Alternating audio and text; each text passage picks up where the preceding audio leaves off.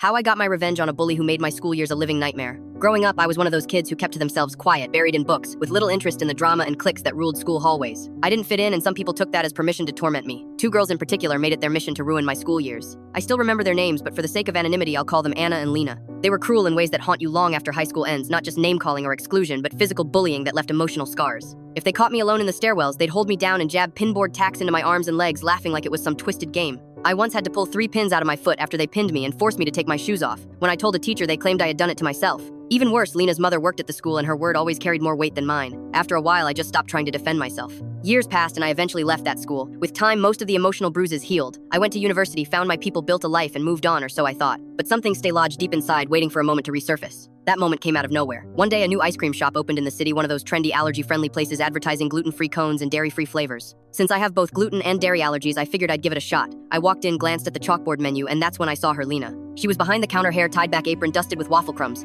She looked straight at me and I knew she recognized me. The smug, I'm in control smirk on her face gave it away. Still, I smiled politely and placed my order 2 scoops of the vegan gluten-free strawberry swirl. As I watched her move to the back to prepare it, a pit formed in my stomach. Something didn't feel right. Maybe it was paranoia, maybe it was instinct, but I casually angled my phone on the counter and hit record. It captured just enough of the workspace. She scooped the ice cream slowly, deliberately. I saw her glance back toward me, then lean down. She took a spoon, dipped it into a container I couldn't see, and poured a small amount of something into the bottom of the bowl. Then she crushed what looked unmistakably like a gluten-filled waffle cone over the top before hiding it with the final scoop. She wiped her hands, walked over, and placed the bowl in front of me with a sugary smile. "I hope you enjoy it," she said. I looked her dead in the eye and thanked her, then asked if she could get the owner. I wanted to personally thank her for how allergy-conscious the staff had been. The owner came out a few minutes later, cheerful and warm. I introduced myself and showed her the video. Her expression changed almost instantly. I explained that I had severe allergies and had clearly communicated that to the server, and that in our country, intentionally serving someone a known allergen isn't just a mistake, it's considered inflicting bodily harm, a criminal offense. The owner was stunned and apologized profusely, asking if I wanted to press charges. I said yes. Legal action moved quickly thanks to the video evidence, and Lena's past history of similar complaints at other food-related jobs.